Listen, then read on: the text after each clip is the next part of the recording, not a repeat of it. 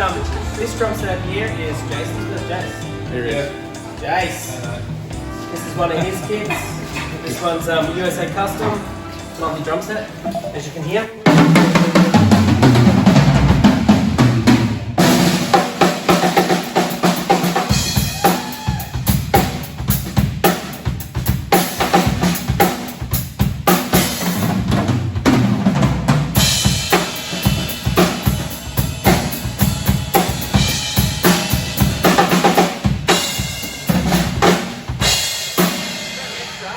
An extra bass drum here, which I trigger for, I play from this side.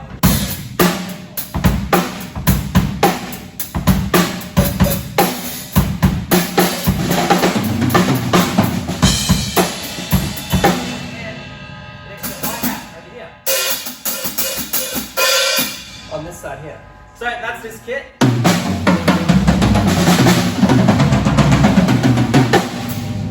Nice sounding drums.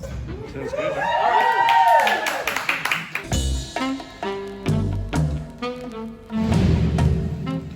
You play them drums. Yeah, there we go.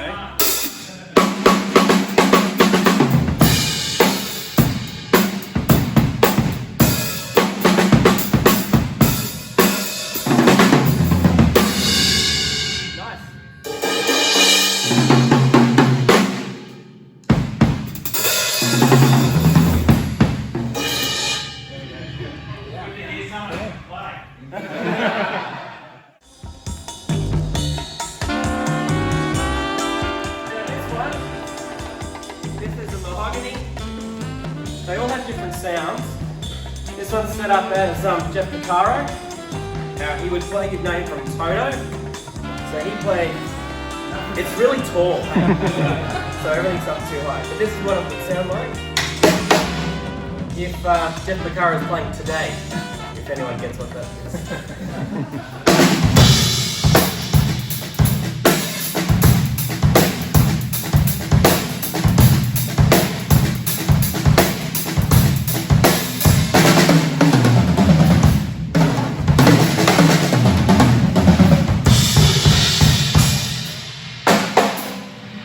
This drum set. I can play this one. I love them all. Play them all.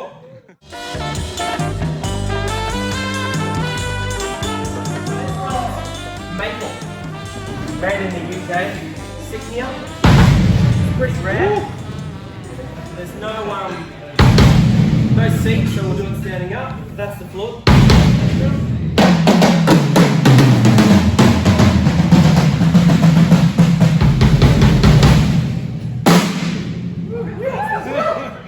Here's a song you'll know.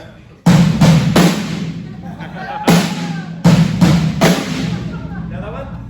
What about this one?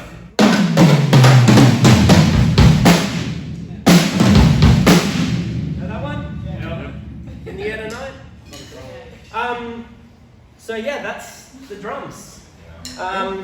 Any questions on this stuff? No! You've got to play your favourite kit. My favourite, yeah. See, none of them really have seats behind them. They're a bit tricky to carry. Play standing up. I can play this one. This one has a seat. This one's set up as a 70s kit.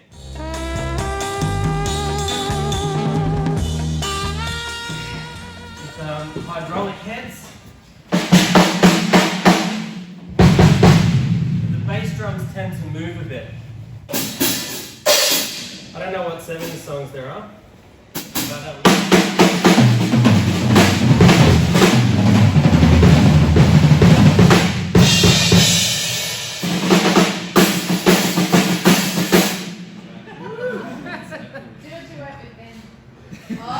gonna get loud.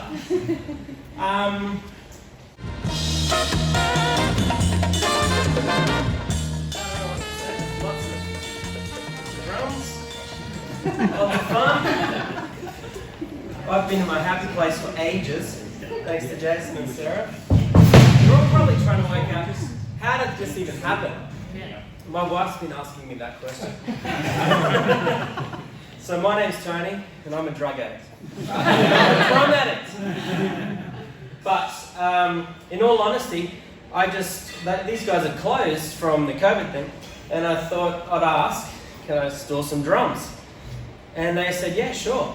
So I brought one down, and then I brought another one down, and then another one down. And 4 days later, driving backwards and forwards, we had all these drums here. And then I thought, do you mind if I set them up? So they said, no, sure, set them up. So then I set them up. Then I went, hang on, I can put them all in date order when they were made and all that kind of stuff. So then I started doing that, and then, 6 days or so ago, I thought, you know what, I want to share it with everybody. Yeah. I love the instrument, I love the people, so you're the people and here's the instrument, and yeah.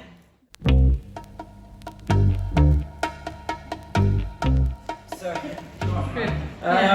this is a Easy Beats kit. This was, as you know, on the film. Lovely drum set. Right out of my mind. Got no cymbals, but I can't really play it for you. Two 13-inch toms, which are weird, but just tuned differently.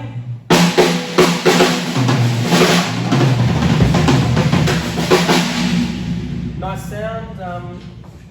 Yeah, this one. This snare is very rare, actually. It's a mint condition. It's like it was straight out of the factory. It sounds great. It's aluminium, so similar to a Supraphonic, which is on the Ludwig at the front. And these have got black 2002s, which are 70s, so they got nice tone about them, but the sounds awesome.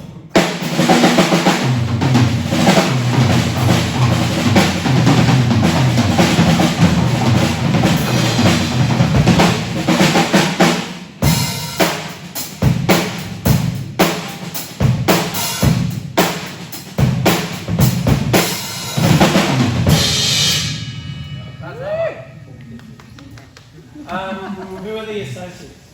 The associates? Good question. I don't know, but it's my son's band for now, whenever he uses the drum set.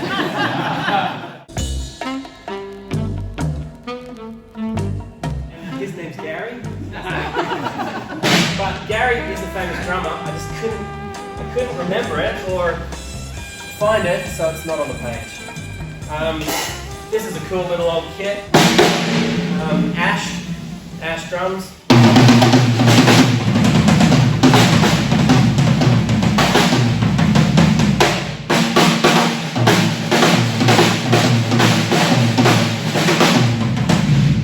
Yeah.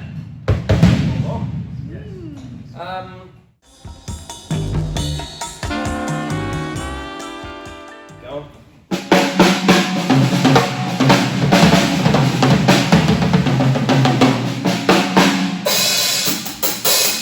Lovely Turkish cymbal. How lovely is that?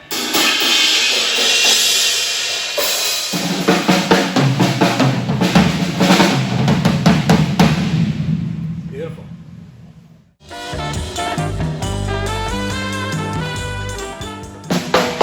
It's so funny. I've been doing this for weeks down here by myself. It's really awkward having all these people looking. Take a sparkly one!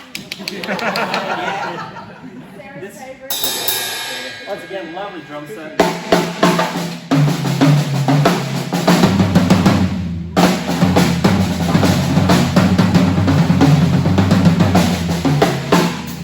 Beautiful drum set. This one, I was saying to a couple of you guys. Here. It's actually my favourite. So of all the drums that are here, this is my favourite. But it's my favourite because it's come a long way. So this drum set, I don't remember if it was the floor tom or the bass drum, but either one of those was a pot plant when I found it. And it was in such disarray that I thought, you know what, it's almost bin worthy, and then I thought, I'm not throwing anything out. So I, basically revived it from there. And so does it sound nice? Oh, yeah. I don't care anymore, I just love it. Yeah. Just love it because it's come a long way. So I'm a bit connected to that one. So that one's not going anywhere.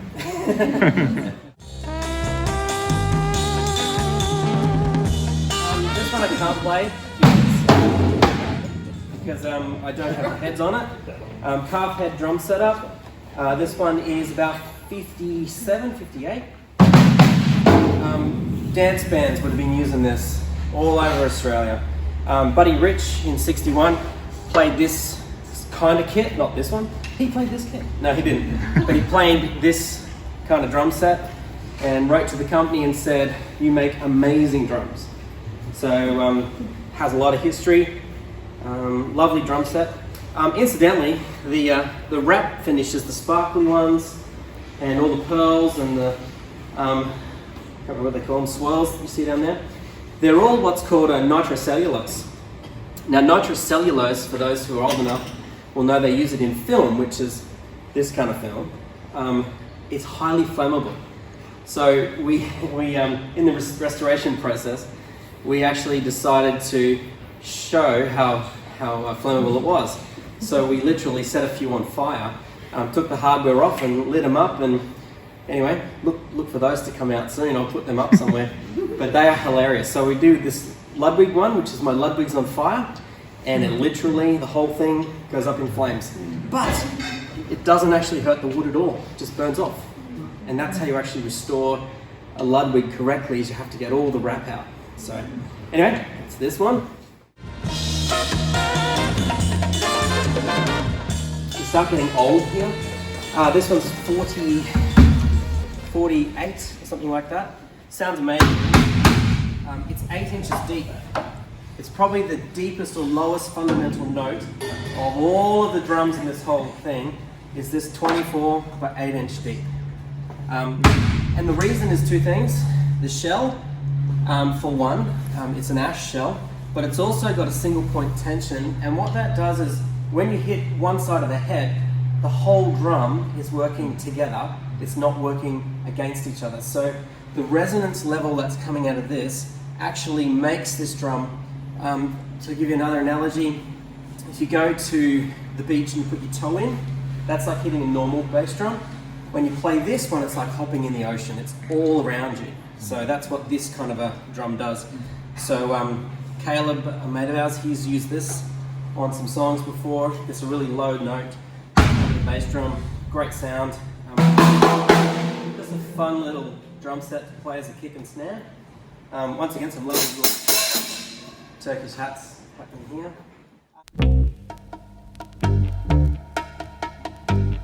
This one is what's called a full dress black. This one is. It's really brushes is what you'd be playing on it. You can hear the tone, it's still ringing, and this is made back probably the 40s actually. Big 28s with single play heads get a bit ringy, but that have a big, what's called a lamb's wool beater, big ball beater, so you get that low hum hum hum sound, which is what it's for. Probably a couple of cowbells and a wood block, a little splash, and a slot hat over here.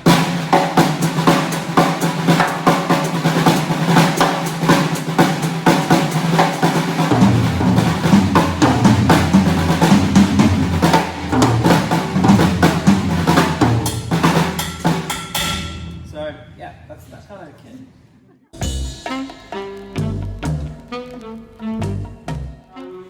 Yeah, and then we moving up here, and this one's probably a pretty old Druin kit snare. It's very hard to date this stuff. I've been writing about it and recording stuff for probably 35 years, I guess. And I have to go back through archives and old newspapers and stuff in the state library and whatever. So this one's in the 30s, I just can't prove it. But how I know it's the 30s and not the 40s is because of the advertisements that I found in newspapers, which actually have that drum on it. Even though it doesn't have any branding, I've actually can identify the tooling marks and the machine marks that have a heritage as they run through. So that's how you sort of work it out. A side note, this brand Druin, which obviously I love probably the most, they actually, until Ringo's kit sold a couple of years ago, had the most expensive drum set in the world, which was a solid silver set of marching drums that were gifted, one from each state of Australia, for the Queen's anniversary. So worth $1.34 million. Now, it was so expensive, and there was so much silver, they actually bought the whole southern hemisphere of silver stocks. That's how much sterling silver they used. The shell was silver. They recast every lug, silver. The tension rods, silver. The little washers were silver. The badges, actually more like these ones up here. The badges were actually silver. Wallace Bishop tooled those for them. Everything was pure silver. But they didn't think it out very well, because the problem was, as soon as they got out on the marching parade to go and actually play, and they're standing there, obviously while the Queen does her thing, they started fainting because they are so heavy. They are so heavy, you couldn't even hold them. So they ended up having to retire them after one use. And the other problem they had is every time they used them, they oxidized and had to be highly buffed. And every time you buff, you actually remove silver, so they got less valuable. So in the end, they now live in Sydney on an island in the middle of Sydney, which is called the Rand Museum. It's worth going to check them out. And on that island, they have all these bass drums and snare drums, beautiful to look at, in a sealed box, so they don't have to ever clean them again. So the Queen, when she came out last, they were going to bring the drums out because they're for her. So they're meant to bring them out every time the Queen comes. But the Queen said, I'd rather decline because it costs $120,000 to clean them every time they come out. And as taxpayers, we all say, thank you very much, Queen. So anyway, so that's the silver drums. They also made, at the time, Druins made the largest drum in the Southern Hemisphere. Now, it stood about this tall, one bass drum. That bass drum lives in the Perth Symphony Orchestra. They commissioned it. Beautiful drum. It was so big that they had 9 meters of timber was the bit they had to learn to build, to bend, steam, bend and build to wrap it around. And then it had 50, I think it's 50 lugs, so 50 of these, 50 of those, on each side, all around the whole drum. Then the drum was so heavy that they had to engineer a frame that was so industrial to hold this drum, and then when they hit it, everyone in the band almost died because it was so loud. So it was the thunder drum, so it got retired pretty quick. But anyway, that's another quick story. Have you got any questions about the drums? ABBA. Sorry? Oh, the ABBA drum set? Yeah. So ABBA's drum set, yes, it's over there. A real quick story with ABBA's drum set was in a newspaper, or I can't remember, it might even been online. It just came up, and it just had arbiter and a picture of a little bit of it. And I rang up about an hour or so and said, hey mate, you got the drum set there? And the guy says, yeah mate, but do you know what it is? And I go, yeah, I know what it is. And he goes, well, what is it? And I gave him a history of the drum brand and whatnot from these drums, and he goes, it's yours. He said, I've had hundreds of phone calls and emails about this drum set, and no one knows what it is. They all just want it because it's relatively cheap, but I wanted to go to someone who knows what it is. And so I said, no worries, I'll come straight down. So I went down to pick it up, and as I'm loading it in the car, his wife, who's there at the same time, says, honey, tell him what band you played in. And that's how it began. And this is the thing with drums that I love more than going to guitar clinics and stuff, is that drummers love to share. They love to share everything. It's like guitarists are like this, they play a lick, and it's like, no, I'm not showing you what I'm doing. This is not to learn this. Whereas drummers will play something, someone go, man, I love what you did. Oh man, this is what it is. It's, right, left, right, and we play a part and we share. And that's a real good mnemonic for life in itself, and that's what I really love about drums. And so we started talking about drums, and he was the drummer for this band, this Brisbane punk band, and it was the Vampire Lovers. And then she says, and tell him where the kit comes from, and out comes the whole story. So I could have not engaged and said nothing and just picked it up and on my merry way, but we just start talking, and now all of a sudden we get this whole story. And he bought the drum set straight off the tour from the people who brought the kits in, because they were sitting in the shop and he wanted something different. And they said, it's ABBA's drum set. And so as a punk drummer, he had to sort of, wear that bit of label, which he did proudly, I guess. But that's what that drum set is. Obviously the ABBA kit was 2 of them with some extra floor toms. Again, double 13 toms. They are mega heavy. So probably the weight of two of that actually is what that kit would weigh. Once again, the snare sounds very cool, very low, quite fat. As soon as I heard the snare, I'm like, oh, that's December. I want to hear it. Um, I want to hear it. yeah, you go hit it. I want to hit it. No, You can hit it from I don't there. have to play anymore. I'll jump over this. There's some dancing queens. So, yeah, this has got a really nice low tone on the snare. Being fiberglass, it's bright as a drum goes. It's got old pinstripey heads on, which make it dull again. The snare sounds like this. It's really low and fat. In the studio, it'd come out quite nice. These melodic, but not my favourite. And that's really just because of the fiberglass. It's quite hard to get a good tone. But back then, they wanted a dead sound. That's what they wanted, super dead. So when you hit that, they can turn up reverb, and it sounds like Dancing Queen. I'll jump here. Actually, I'll go this one first. This way to this one here. This one's Mark. Where's Mark?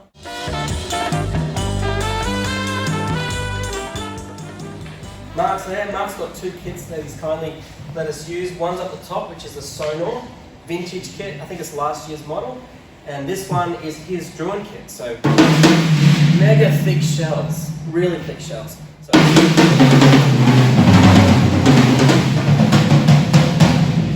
10, 12, 13, 16, 18, 22. Great sounding drums. These are really thick shells. 2mm plies, which are solid wood just bent in. This one, Tulip Oak.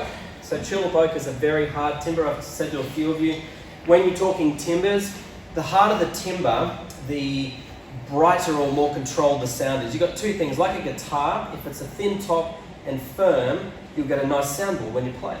On a drum, it can work either way. If a thin shell, you'll get a lower note. Thicker shell, you get a higher note. Harder, you'll get brighter. Softer, you'll get lower. Depth of drum, as we know over there with that 8-inch, depth of drum doesn't actually mean deep. It just means more air to move. So we've got no bottom heads. So this will have quite a dull tone, but it'll be a nice low tone. Okay, all 13-inch toms of different depths. But what you're hearing is not actually really the depth, you're hearing the tuning. I've just tuned them. Well, I haven't really tuned them, I put them on and tightened them up quickly just the other day. But that's what you're hearing, the difference in tension. This is just a snare I made up out of bits and pieces. Because it's a drawn snare, I just couldn't let it go. So we kept that. This drum set's a Premier, about a 70s model. This is Ben's drum set, which we did one Christmas. We decided to change its colour and put this beautiful finish on it, which is actually kitchen lemonade, for anyone who knows it. But we wanted something a bit different and take an old sounding drum set into the future, which is where Ben's going as a drummer. So, nice tone again. 20-inch bass drum set, light, nice and punchy. It's a 14x8, it's called a pancake tom. They're actually great. So once again, I like shallow drums, which is why I cut that one all down.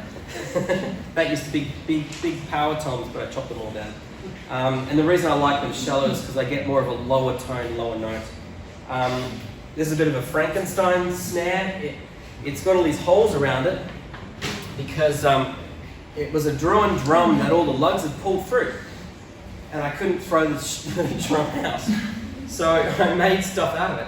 I put some maple rings on the top and the bottom, and I had some old Premier lugs which would match this, and we made it yellow. When you've got drums like this that have vents, it becomes a dry sound. So you hear a lot more of the snare, a lot more of the heads, and less of the shell resonance. It works, but I wouldn't say it works all the time. And we have other drums we prefer to hit, obviously. But you can see it's a crack, and it sounds nice and tight. And that's that little kit. And these are these little Mummy Loves Them cymbals. Low volume cymbals. Anyway.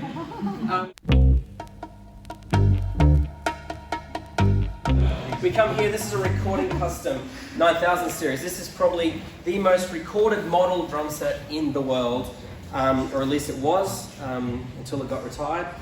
This is a Steve Gadd drum set I bought in New York. 15, 14, 13, 12, 10, and a Steve Gadd snare, great snare. Sounds awesome.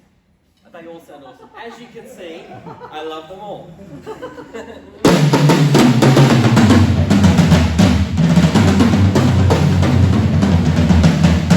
This is a birch drum set. So often people say birch is this, maple is that, and that'd be right, because I haven't told you what it is. But birch actually has a brighter tone, in my opinion, and maple has a warmer tone, and that's purely because of the hardness of the timber, as again was talking about hardness. This was their little entry-level model, which is a Taiwanese kind of a maple mahogany drum set.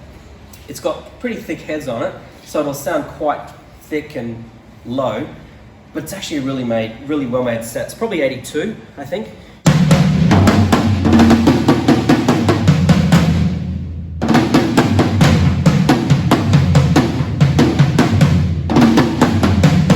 Sounds like Tone Lock. What's that song?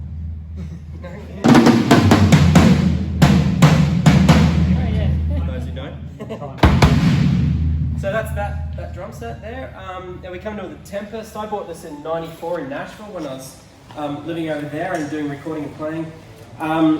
Crazy deep drums, like you need to take lunch just to get to the other end.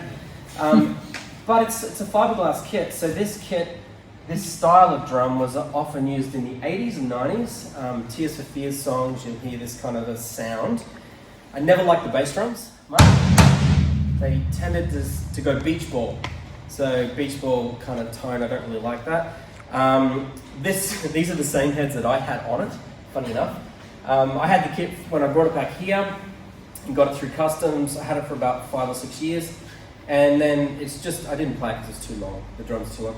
So I sold it off, and I don't know, 5, 6 years back, some guy puts up online 2 drums for sale. And he just had a picture of these 2 drums, and I saw it, I knew exactly what it was, and he just said like $100, so I went and bought them. And I said, if you ever go to sell the rest, let me know. Anyway, I don't know, 3 or 4 months ago, or just before COVID, he rings up and says, dude, I got this whole drum set, I want to sell it to you, so I went and got the rest of it. And so now it's back together again, get the band together. So you'll hear it's really quite an articulate sound. There's a place for this sound, which is why I still have it. And if you go back and listen to Tears for Fears music, you'll hear this kind of, especially this 10, kind of sound. It has a sound about it.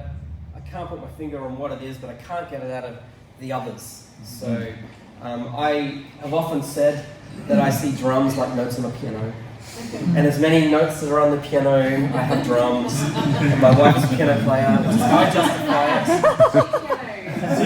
That's right. So the first one's 4 drums, another piano. And the reason is each drum has its own sound, its own tone. When I hit that's a sound, and there's a place for that sound in a song. And when you're crafting a song, you'll go, I don't want that. I want something else. This is this sound. So that's quite similar. So you basically choose each drum according to the sound you're looking for.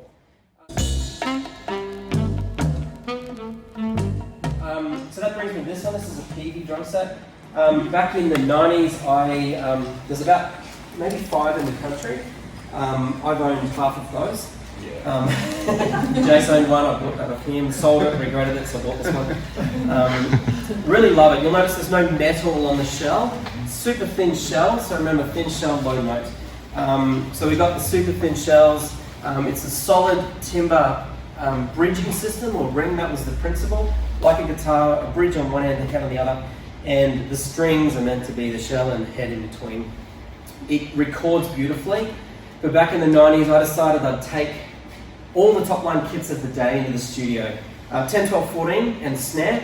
Into the studio, I had the same head, actually that's the original head that I used for the experiment. I took them all in, same heads top and bottom, tension to exactly the same tension, with the same drumstick which I had marked, with the same microphones, in the same location, with the same gain setting, with very few variables where I would tweak half a turn on 2 lugs and that's it. so if the drum wasn't quite in tune, I could tune it up. And the whole idea is I had 12 drum sets. I won't name them all, but I had 12 in there. They weren't mine, they were from shops. I asked all the shops to help me out with the project, is to go, which of those 12 drums do you like the most? And we got 3 producers down on the Gold Coast to sit there and blind listen to all the different drums. And at the end of the day, and I was doing this as my own experiment, but at the end of the day, I listened to it as well. And every one of them chose on some the PV drum set. So sometimes I'd have a different bass drum, but generally they all chose the PV because under the microphone it recorded so pure, and that you weren't hearing the obstruction of metal on the shell. To give you an example, as soon as with the drum shell, as soon as you put metal on a shell, it's like the cymbal, I hit it, it rings. But if I was to clamp it, even just with my fingers, it changes the sound. So if I do that 8 times, or 16 on a floor tom, or 10 on the rack tom, it starts to choke the drum. Now, if you're a drum maker, and I happen to be one, so when I make drums, what I do is I don't over-tension the lugs. I torque set them, I back them off so that I can hold a lug on a drum, and I can hit it, and it still rings. So it's not the full ring, it's slightly muted, but it still breathes. And that's what's important about a drum, is to make it breathe. Unless you go to an 80s engineer at a studio, and they want it like this. That's what they want, just all dead. So I like them to sing, and if you want a drum that sings, then this PV drum set actually did that. The snare drum is insane because it's one solid piece of wood in there. I don't know if you can see it, how thick that is. 2 and a little bit inches thick. It weighs a heap. Like that's the outside of the wood, and the inside passes back in here. Heavier than the kick drum. Yeah, it's heavier than the kick drum. And it's part of the sound. Obviously here now, remember the principle, thin shell, low sound, thick shell, high pitch. So you actually get more of that crack sound out of it.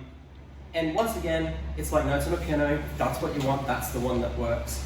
So why do I have so many drums? When I used to do session stuff, rather than walking with one drum set and quickly tune up or down, which you can do, I wanted to just walk in with 5 or 6, and they can go along and go, I want that bass drum, and I want this tom, and I want that snare drum and that floor tom.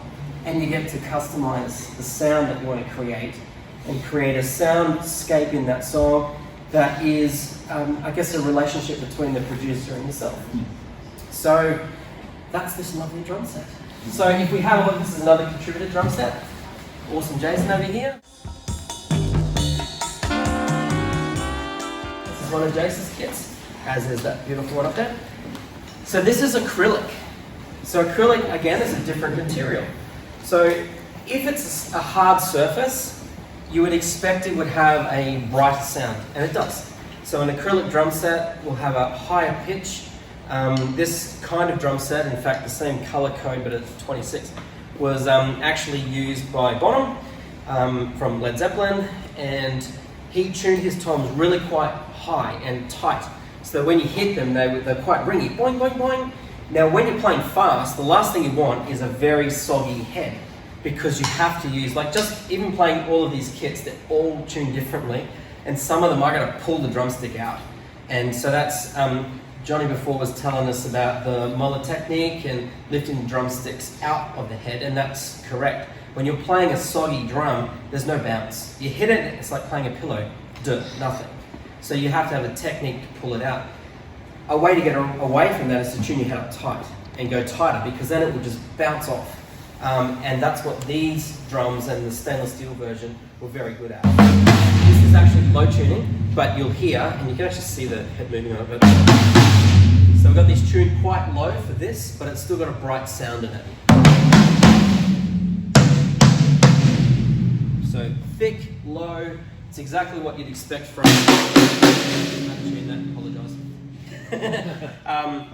and yeah, you'll get an idea of what the sound is. So nice. Sorry, I just wrecked a brand new head I put on for you today. You get it again. It fits a certain kind of thing. So if I'm playing Zeppelin style music, this will work. You can tune any other drum set to try and get a similar sound, but if you want to be authentic, you'll go back to something like this. One of the most important things I found with drums is it's got to make you feel good. So some drums, when I sit behind them, and as I said, like a little favourite, I don't know, as I said, if it sounds good. I know it sounds good, but I don't care if it didn't because I love the thing. And sometimes you'll get that favourite snare you have, and it's ringing, it's fuzzy, it's got a horrible bend or pitch on it. It makes you feel good, so you play it. And that's really what the instrument is about. It's just getting an instrument that makes you feel good and hang out with people that you can have a good time with and play music together. So we've got this drum set over here. Again, this is one of Mark's. Mark's waiting somewhere. This is reissue again. So these two, the market is shifting towards vintage drums. Everyone wants vintage sounds, but all that kind of stuff is so rare and it's very expensive. So they're now moving to recreating that vintage sound. That's a vintage kit. Was that 19, Jace? 2019? Yeah, 18. Okay. Yeah, 2 years ago. It's 2018. I've told everyone 19. Don't listen to me. And this one would be 18 too? Yeah, 18. Yeah. Still current models. Vintage, the model, the depth is vintage. Some of the fittings, they try and get a vintage kind of look to them, vintage colours, etc., etc. This one is birch. Just Beech. birch? Beech. Okay. Yeah. So beech is a lovely timber. It's harder, or as hard as birch. So it'll have a nice bright tone to it, but warmth. Okay, so it's a nice drum.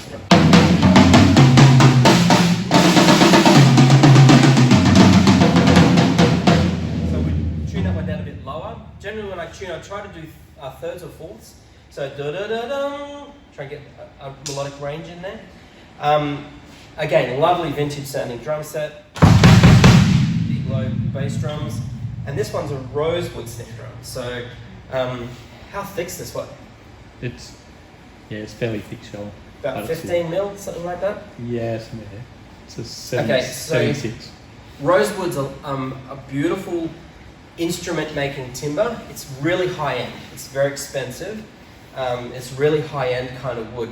So the rosewood will have a more musical sound because it's a more refined timber. In wood itself, we have, if you put on the microphone, a whole bunch of air chambers in timber. So if it's closed grain, those air chambers are less and smaller. So as we know with acoustic treatment, if you want to get rid of sound, put an air gap or an air chamber between it, it will dampen it off. This kind of drum has a tighter chamber, so it's actually got less resistance, so it'll actually have a louder kind of sound. Mark's sweating over there because he's going to, I hope I've tuned that drum. I haven't tuned that drum. I know I haven't tuned that. Because I haven't heard it either, but it's actually doing exactly what I do. So a really nice refined sound. The snares are fairly loose on it, which if you have a lesser snare drum and loose wires, it'll just buzz all day long. And it will choke. You'll have to crank them up to choke it, and then the drum doesn't sound so good. But that sounds really nice.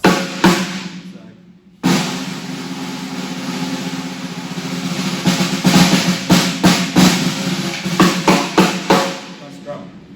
And so, yeah, and here we are to the next one. What will the next drum set be? Yours. Mine. Where are yours? Yeah, I got all mine at home. I've probably got another half dozen drum sets at home. Most of them are mine. I've got about 20 snare drums sitting there that I didn't bring down because I have to keep some things back. But one of my favourites there is a Zildjian Noble and Cooley snare. Beautiful drum. It's probably my, actually I think Jason said to me, if there was a fire, and I actually had all those down here too early on, he said, there's a fire, what would you grab? And I said, just that one drum.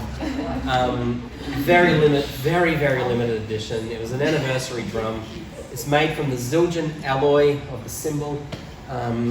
Just a beautiful snare. Like you can't really get much better than that yet. So I've got some acoustic kits that I make that are a lot of them are experiments really. I'm into the physics of a drum. What makes a drum sound great? What makes it sound crap? And how I can make it sound better. Now, I've done experiments with drums where I go, here's a Pro set, and it's $5-6 grand, and here's a $800-900 drum set. How can I make this sound almost like that, so that most of you wouldn't know which one I was playing. And there are a few tricks, which I'm not telling you tonight.